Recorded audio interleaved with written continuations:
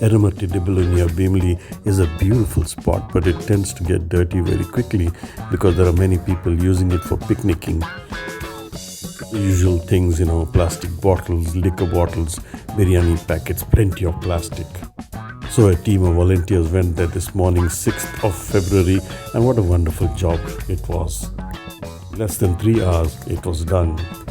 To have a group of committed and efficient volunteers in Visakhapatnam, and you can make out what a good job they did. This assignment is done, but that's not the end of it.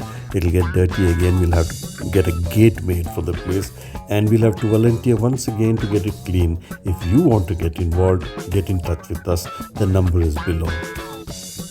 I can't thank you individually because this is a short video, but my grateful thanks to everyone who pitched in to clear up Erra Matti Dibbalu West Side.